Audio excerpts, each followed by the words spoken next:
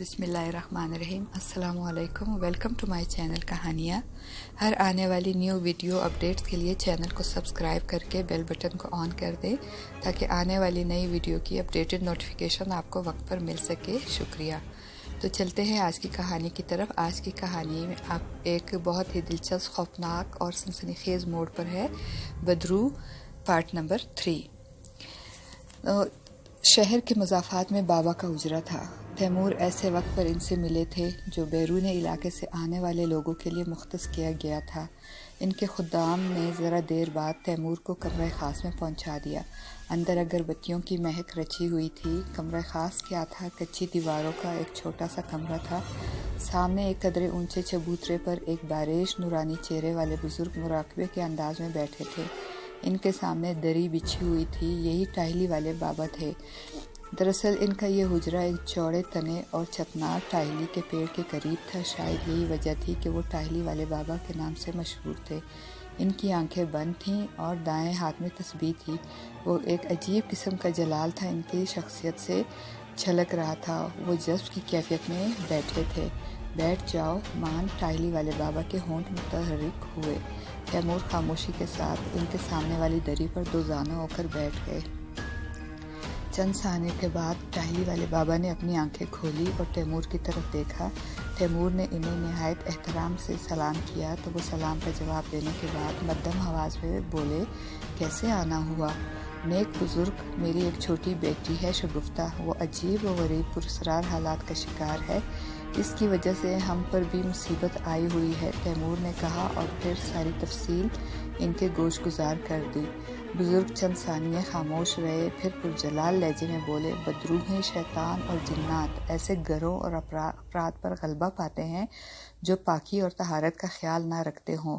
जिनके घरों में कुरान पाक पढ़ा जाए और नमाज की पाबंदी की जाए, वहाँ इस किस्म के शैतानी कुव्वतों का कतन असर नहीं होता। वो इतना कहकर खामोश हो गए। आपकी बात दुरुस्त है अल्लाह के नेक बंदे। हमने अपने बच्चों की तरबियत में आज तक कोई दकीका फ़रोगज़ाश्त नहीं किया। मेरी बच्ची भी एक नेक और पाकीज़ा लड़की है। ज़रूर फिर हम में से कोई गलती हो गई होगी, मगर आप इसका हल बताएं। मैं बहुत उम्मीद लेकर आपके पास हाजिर हुआ हूँ। अल्लाह जल शानों के हुक्म के बगैर कुछ भी मुमकिन नहीं। मैं इसका एक आजिज़ और गुनाहगार बंदा हूँ। इसके नाम पर एक वसीला है और ये तौफीक भी इसी का अता करदा है। बुजुर्ग ने निहायत आजिज़ी से कहा। तैमूर होले से ज़ेरे लब बोले, बेशक, सिर्फ चंद बातों का ख्याल रखो। बुजुर्ग ने हिदायत की। मैं हमतन गोश हूँ अल्लाह के नेक बंदे, तैमूर ने मुअद्दबाना कहा। जिन्नात और बदरूहें अमूमन रात के 12 बजे के बाद सरगर्म अमल होती हैं, लिहाजा रास्ते में खड़े होकर रफ़ा आजत से गुरेज करो। चलती फिरती बिल्लियों, छिपकलियों और गिरगिटों वगैरह को पत्थर मारने की कोशिश ना की जाए। रात को वीराने में जाने से गुरेज किया जाए और अगर मजबूरी हो तो सफ़र अल्लाह का नाम लेकर शुरू किया जाए और सारे सफ़र में अल्लाह का नाम लिया जाता रहे। और अगर कोई गैर मरई चीज़ महसूस हो तो जितनी आयात याद हो इनका विर्द शुरू कर दिया जाए। अमूमन बड़ों के किए का खमियाजा घर में सबसे छोटे बच्चे या बच्ची को भुगतना पड़ता है। वो इतना कहकर खामोश हो गए। अल्लाह के नेक बंदे, मैं आपकी हिदायत पर अमल करने और कराने की कोशिश करूँगा, लेकिन इस वक्त मेरी बच्ची शगुफ्ता का ये मसला किस तरह हल होगा? तैमूर ने पूछा। घर में नमाज पंजगाना और हर जुमेरात को कुरान ख़वानी करवाओ। अगर फिर भी कोई शरारत महसूस करो तो बच्ची को यहाँ हमारे पास ले आना, बुजुर्ग ने कहा और तैमूर इनका शुक्रिया अदा करके वहाँ से लौट आए। इस दिन के बाद तैमूर ने टाहली वाले बाबा की हिदायत पर अमल करने की कोशिश शुरू कर दी। वो खुद और साजिद तो मस्जिद में बाजुमात नमाज़ पढ़ने जाते, जबकि घर में इनकी बीवी और दोनों बेटियां भी नमाज की पाबंदी करती थी। मगर इंसान भी सदा का सुस्त और ख़ताकार है। कभी नमाज कज़ा भी हो जाती है या पढ़ने से भी रह जाती है। ताहम चंद दिनों में मस्बत असरात मुरतब होना शुरू हो गए। शगुफ्ता के साथ फिर कोई गैर मामूली वाक़या पेश न आया और फ़ायज़ा के चेहरे के निशानात भी खुद ब खुद ठीक होने लगे। बात फिर वही हो गई कि ये बला सर से टली तो सुस्ती भी दर आई। इंसान की ये फितरत रही है कि मुश्किल वक्त में खुदा याद आता है और फिर वही हंगामा शब व रोज़। नासिर ने इस पुरस्रार मगर खुश लिबास शख्स की बात पल्ले बांध ली। अब की बार इसने मुसम्मम इरादा कर लिया था कि वो शगुफ्ता से अपने दिल का हाल ज़रूर कहेगा। आखिर ऊँट को किसी करवट तो बैठना चाहिए था। वह ख़ुद भी इस बेचैनी से झुंझलाया सा रहता था। शायद इस बार इसे इसके लिए हिम्मत हुई थी कि अजनबी शख्स ने इसकी मदद करने की भी हामी भरी थी। नासिर इसके बारे में सोचने लगा कि आखिर वो कौन था और इसे इससे हमदर्दी क्यों थी, मगर फिर शगुफ्ता के ख्याल में इसे आन घेरा। अब वो बेचैनी से शगुफ्ता की आमद का मुंतज़िर था। यूँ तो घरेलू नौइयत का सौदा सल्फ शगुफ्ता का भाई साजिद ही ले जाया करता था और नासिर ने इससे भी दोस्ती लगा रखी थी, लेकिन कभी कभार ऐसा भी होता था कि शगुफ्ता किसी घरेलू सौदे वगैरह के लिए वहाँ आती थी। चूँकि नासिर ने अपनी दुकान में थोड़ी बहुत स्टेशनरी भी रखी हुई थी, इसलिए शगुफ्ता अमूमन कलम, पेंसिल या रोशनाई की दवात लेने आ जाया करती थी। बिला आखिर एक रोज़ नासिर की मुराद बर आई। शाम 5 बजे का वक्त था। इससे शगुफ्ता आती दिखाई दी और इस वक्त इसका घर से निकलने का मतलब यही था कि वो कोई चीज़ लेने ही इसकी दुकान का रुख करेगी। चुनांचा नासिर ने इसे आता देखकर अपने दिल की बेतरतीब धड़कनों पर काबू पाते हुए संभल कर बैठ गया। मुझे ब्लू कलर का बॉल पॉइंट चाहिए, शगुफ्ता ने करीब आकर अपने मुतरन्नम आवाज़ में नासिर से कहा। नासिर का दिल बेतरह धड़कने लगा। इसने अपने हाथों की लर्जिश पर काबू पाते हुए नीली रोशनाई वाला एक बॉल पॉइंट पैकेट से निकाला और शगुफ्ता की तरफ बढ़ा दिया। दिल मुस्तरिबाना अंदाज में धड़क रहा था। वो यकटिक शगुफ्ता का चेहरा तके जा रहा था जबकि शगुफ्ता अपने छोटे से पर्स में से पैसे निकाल रही थी। नासिर इसे कुछ कहना चाह रहा था मगर हिम्मत जवाब दे रही थी। इसे अपने हलक में कांटे से चुभते महसूस हो रहे थे।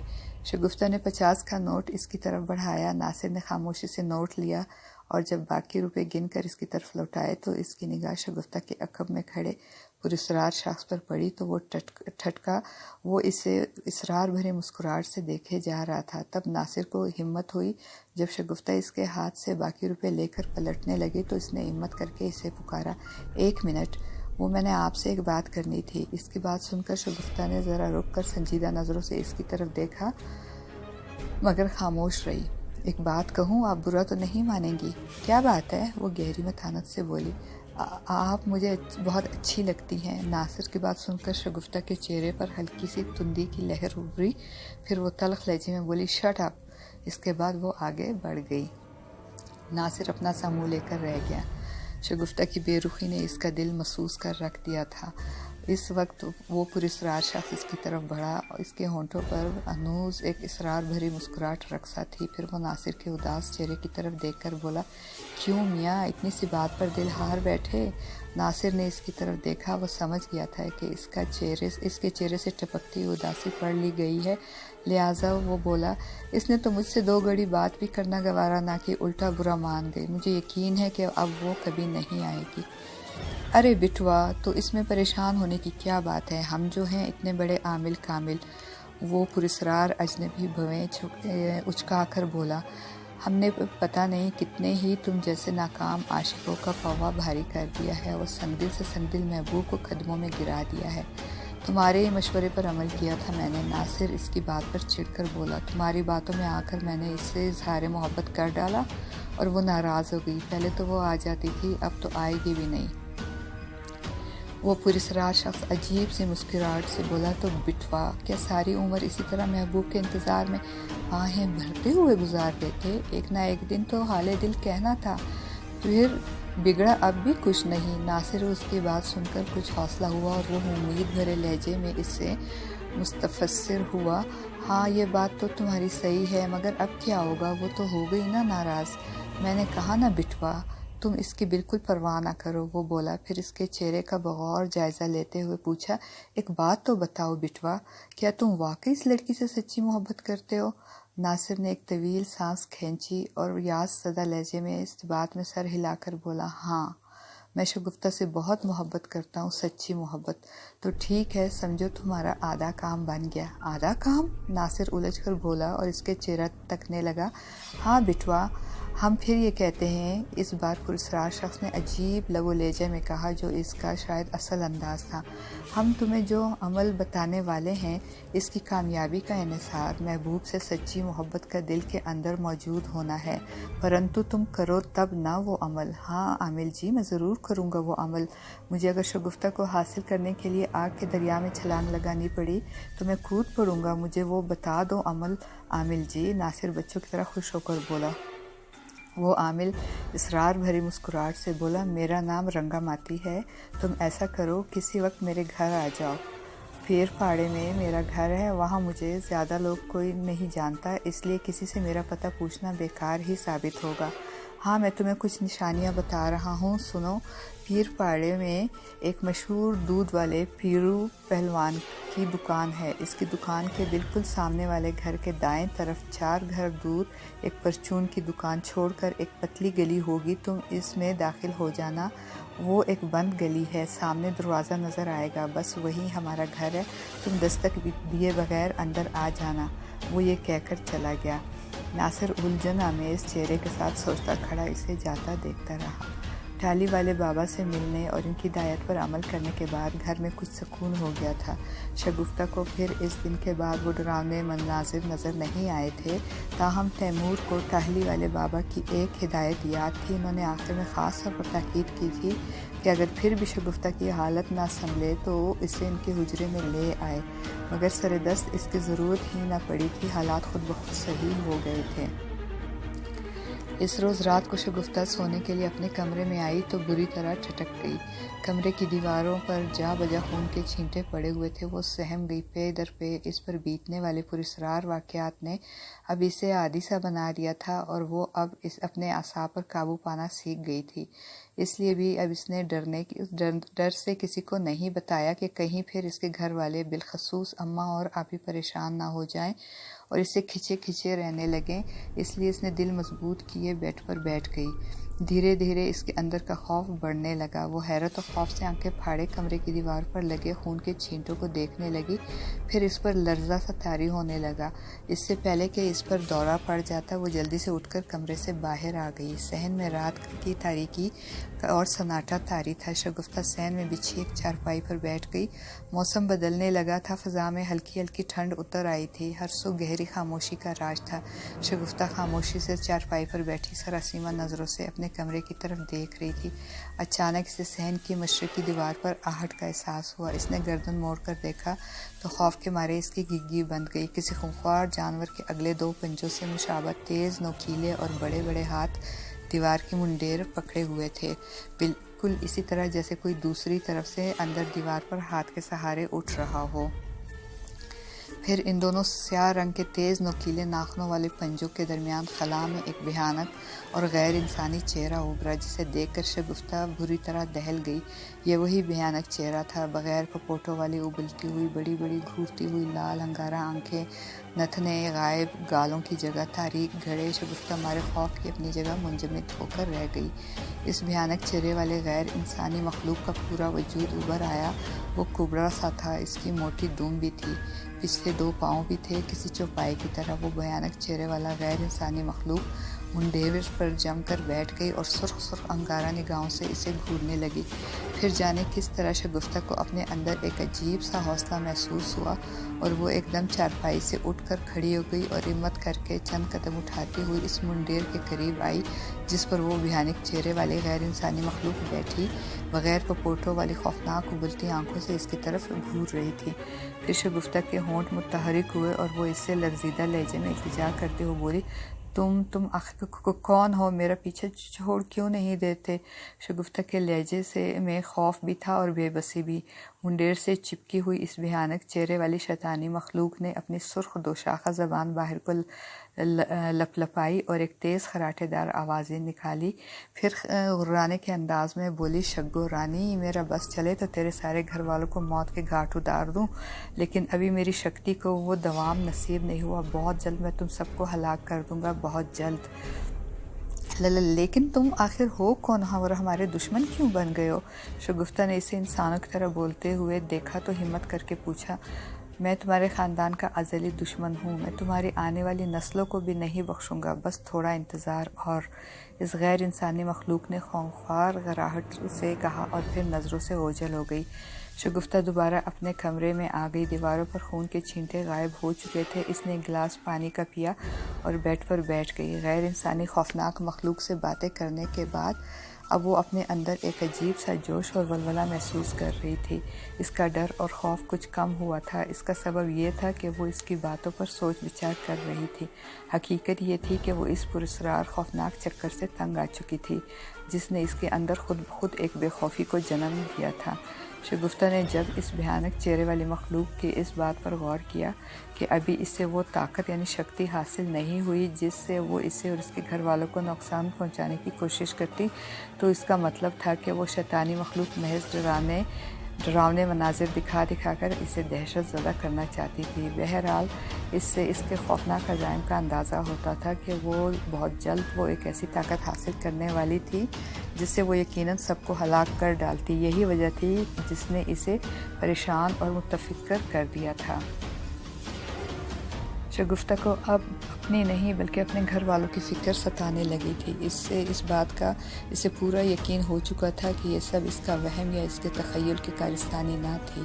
इस घर में एक शैतानी बला अपने असेबी पंजे गाड़ चुकी थी।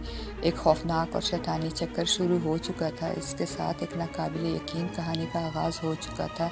एक ऐसी खौफनाक और मुहय्यिरुल कहानी जिसका वो खुद एक किरदार बन चुकी थी, जिसकी कोई साइंसी तौजीह न थी और ये नाकाबिल यकीन और मावराए अक्ल थी। शगुफ्ता के जहन ने अब एक नई करवट ली। वो अपना खौफ भुलाकर एक नई सोच में मुस्तग़रिक़ हो गई थी, ऐसी सोच जिसे इसके असेबी और शैतानी चक्कर का तदारुक हो। शगुफ्ता की एक राजदार और करीबी सहेली काशफा थी और तो कोई भी इसकी बात पर यकीन ना करता था, मगर शगुफ्ता को पूरी उम्मीद थी कि काशफा ना सिर्फ इसकी बातों पर पूरा यकीन करेगी बल्कि इसे कोई अच्छा और साहिब मशवरा भी ज़रूर देगी। इसका घर करीब ही था, मगर से चूँकि अकेले कहीं आने जाने की इजाज़त ना थी, इसलिए अपने भाई साजिद के साथ अपनी अजीज़ तरीन सहेली काशफा के घर जा पहुँची।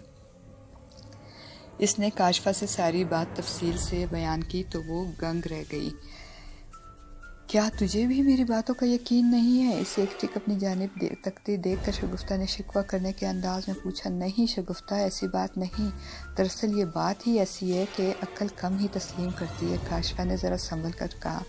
लेकिन मुझे पूरा यकीन है कि इतनी बड़ी बात तो गलत या इस महज अपने वहम पर मामूल करके नहीं कर सकती। वो इतना कहकर चंद सानियत थमी, फिर सोच अंदाज में बोली, देखो शगुफ्ता, तुमने वाकई ये बहादुरी का मुजाहरा किया कि इस शैतानी मखलूक से हम कलाम होकर इसके अज़ाइम का पता लगाया, वरना तुम भी घुट घुट कर मर जाती और बाद में यकीनन ये आफत तुम्हारे घर के किसी दूसरे फ़र्द को भी दबोच लेती। मुझे कुछ ऐसा लगता है कि तुम्हारे या तुम्हारे घर वालों के पीछे जान की दुश्मन बनने वाली इस शैतानी मखलूक के कारस्तानियों का ताल्लुक तुम्हारे ख़ानदान के माजी से है। क्या मतलब? शगुफ्ता ने उलझ कर पूछा। हाँ, ऐसा हो सकता है कि माज़ी में तुम्हारे ख़ानदान के किसी फ़र्द से कोई ऐसी गलती या ऐसा काम सरजर्द हुआ हो जिसकी बिना पर वो बदरू अपना इंतकाम लेना चाहती हो। कम अज़ कम जिस तरह तुमने इस शैतानी मखलूक की बातें मेरे सामने दोहराई हैं, इससे तो यही अंदाज़ा होता है। काशफा ने कहा। हाँ काशफा, मुझे तुम्हारी बात दिल को लगती है, शगुफ्ता ताइदन बोली। लेकिन मैं अब इसका हल क्या होगा? कोई तदारुक? तुम ऐसा करो कि अपनी अम्मी अबी को इस हवाले से खरीदने की कोशिश करो कि इनसे या माजी बईद में इनके ख़ानदान के किसी फ़र्द से कोई गलती सरजर तो नहीं हुई या कोई किसी असेबी चक्कर का शिकार रहा हो। काशफा ने मशवरा दिया। शगुफ्ता को इसकी बात समझ में आई, मगर वो कुछ बोली नहीं और खामोशी से वापस घर लौट आई। नासिर से सब्र ना हो सका और वो अगले रोज़ ही शाम 6 बजे अपने मामू से एक दोस्त की शादी में शिरकत का बहाना करके आमिल रंगा माती से मिलने जा पहुंचा। वो पीर पाड़े में पहुंचा तो पीरू पहलवान की दुकान को ढूंढना चंदा दुश्वार ना था। वो पहलवान जी की दुकान के सामने वाले दाएं तरफ के 4 घर और एक परचून की दुकान छोड़कर इस नीम तारीख और मुख्तसर सी बंद गली में दाखिल हुआ तो सामने ही इसे रंगा माती के घर का दरवाज़ा नज़र आया। वो आगे बढ़ गया। मकान तंग और तारीख ही नज़र आ रहा था और आम सा था। नासिर ने दरवाज़े पर दस्तक दी, लेकिन कोई जवाब न मिला तो अचानक इसे याद आया कि रंगा माती ने इसे दरवाज़ा खटखटाने को नहीं बल्कि इसे धकेल कर अंदर दाखिल होने को कहा था। फिर इसने ऐसा ही किया। दरवाज़ा अजीब सी चरचराहट के साथ अंदर की तरफ खुलता चला गया। नासिर ने अंदर कदम रख दिया। अब वो एक तंग व तारीक घर के मुख्तसर से सीलन ज़दा सहन में खड़ा था। ये एक कमरे का छोटा सा मकान था जिसके दरो दीवार से शिकस्ता हाली और कोहन साली की किसी आसेब की तरह चिमटी हुई थी। इसे यहाँ एक अजीब सी वीरानी और वहशत का एहसास हुआ। सामने छोटे से बरामदे में कमरे का दरवाज़ा नज़र आ रहा था जो भिड़ा हुआ था। इसकी मुतवाज़ी झरी से जर्द रंग की रोशनी नज़र आ रही थी। मान अंदर से एक गुंजदार आवाज़ उभरी, बिटवा अंदर आ जाओ। नासिर आवाज़ को पहचान कर आगे बढ़ा। यह रंगा माथी ही की आवाज़ थी। वो कमरे के दरवाजे को धकेल कर अंदर दाखिल हो गया। सामने एक तख्त नुमा लंबे चौड़े पलंग पर रंगा माथी आम से लिबास में बैठा इसकी तरफ घूर रहा था। नासिर को इसका सांवला चेहरा जलता हुआ महसूस हुआ। कमरे में एक कुर्सी भी थी। रंगा माथी ने इसे इशारे से कुर्सी पर बैठने को कहा। नासिर खामोशी से कुर्सी पर बैठ गया। जाने क्यों इसका दिल ज़ोर ज़ोर से धड़क रहा था। रंगा माती के सामने तख्तनुमा पलंग पर एक बोसीदा सा टीन का बक्स रखा हुआ था। फिर वो नासिर की तरफ देखकर बेतासुर लहजे में बोला, मुझे यकीन था कि तुम ज़रूर आओगे।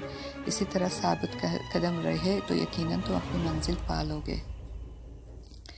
नासिर ने ज़रा हिम्मत करके पूछा, आप मेरी इस मामले में क्या मदद करेंगे? जैसा तुम चाहोगे वैसा ही होगा। अब मुझे बताओ क्या चाहते हो? नासिर इसके सवाल पर माजूब सा हुआ, ताहम बोला, मैं शगुफ्ता को हासिल करना चाहता हूँ, इससे शादी का ख्वाहिशमंद हूँ। हमें तुम्हारी जुरात पसंद आई, मगर तुम्हें आगे भी इसी तरह हौसले और हिम्मत से काम लेना होगा। एक रोज़ शगुफ्ता तुम्हारे कदमों में होगी। रंगा माती ने ड्रामाई लबो लहजे में कहा। मुझे क्या करना होगा? नासिर ने पूछा। शगुफ्ता को हासिल करने के लिए एक अमल, एक ख़ास और पुरस्कार अमल, लेकिन तुम्हें नहीं किसी और से ये अमल कराना होगा। रंगा माती के पुरस्कार लहजे पर नासिर इस बार चौंके बिना ना रह सका और कदरे हैरानी से बोला, किसी और को करना होगा? मगर क्यों? शगुफ्ता को तो मैं हासिल करना चाहता हूँ। हाँ, लेकिन ये अमल तुम नहीं करोगे, अलबत्ता तुम इसके हमरा मौजूद ज़रूर रहोगे। आखिर कौन करेगा ये अमल? नासिर ने पूछा। रंगा माती ने चंद सानिये एक गहरी और पुरस्कार खामोशी के बाद कहा, मेरी बात गौर से सुनो। शगुफ्ता पर एक भयानक बदरू का साया है। शगुफ्ता का एक भाई है साजिद, तुम तो इसे अच्छी तरह जानते हो। हाँ, वो मेरा दोस्त है, नासिर बोला। बस फिर ठीक है, तुम इसे इस बात पर मजबूर करोगे कि वो ये अमल करे। मगर वो ये अमल क्यों करेगा? नासिर ने उलझकर पूछा। बेवकूफ़, मेरी बात समझने की कोशिश करो। रंगा माथी बोला, सुनो, तुम इससे कहोगे कि तुम्हारी बहन पर एक बदरू का साया है।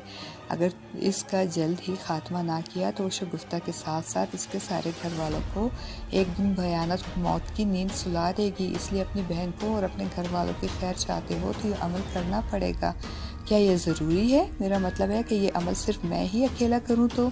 हरगिज़ नहीं, रंगा माती बोला। अगर तुमने ये अमल करने की कोशिश की तो उल्टा तुम्हें नुकसान हो जाएगा, क्योंकि वो खूनी मखलूक शगुफ्ता और इसके घर वालों के दुश्मन है, और इसके लिए यही ज़रूरी है कि यह अमल इस घर का कोई फ़र्द ही अंजाम दे।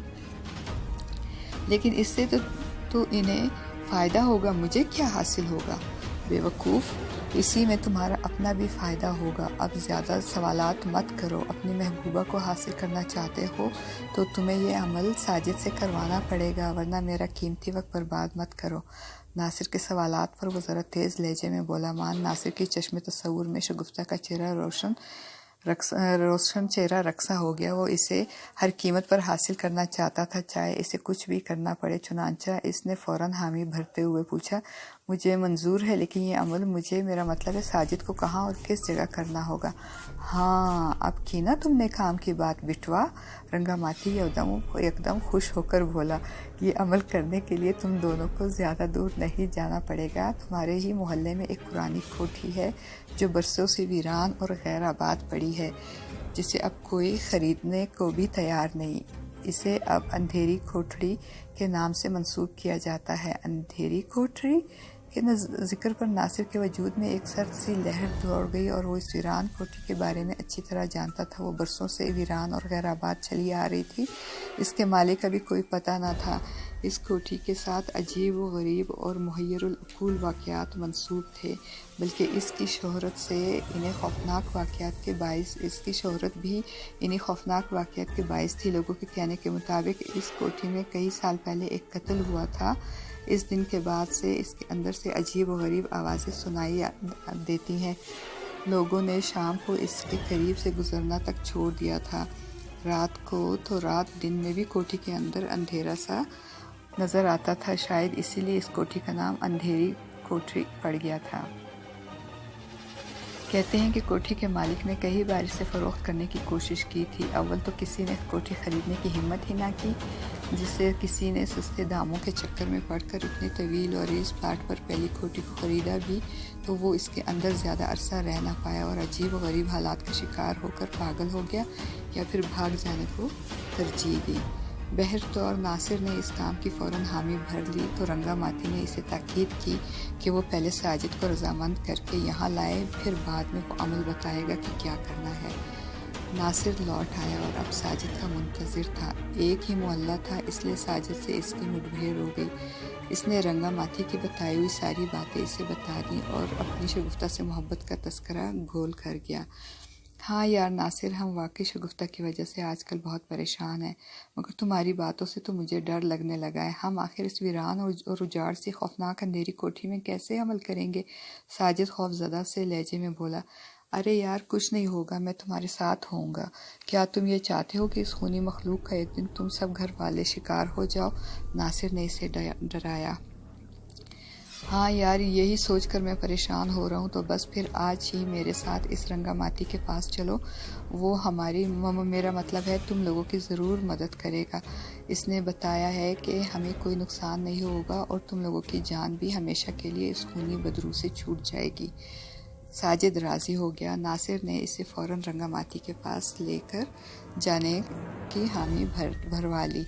رنگا ماتی نے ساجد سے کہا، پورے 19 دنوں تک لگاتار تمہیں یہ عمل اس اندھیری کوٹھی کے اندر کرنا ہوگا۔ وہاں ایک کمرہ ہوگا جس کے اندر ایک قبر ہوگی، بس اس قبر کے قریب بیٹھ کر تمہیں یہ عمل کرنا ہوگا۔ جو میں بتاتا ہوں تم وہی کرتے جانا۔ رنگا ماتی نے کہہ کر اپنے قریب رکھے ٹین کے بوسیدہ بکس کے اندر سے ایک انسانی کھوپڑی نکالی، جسے دیکھ کر ناصر اور ساجد کے اندر خوف کی لہر سی دوڑ گئی۔ ڈرنے کی ضرورت نہیں، اس کھوپڑی کو قبر کے اوپر رکھ کر یہ عمل کرنا ہوگا۔ رنگا ماتی نے یہ کہہ کر ساجد کو عجیب و غریب زبان میں وہ عمل رٹا دیا۔ الفاظ مشکل اور عجیب ضرور تھے، مگر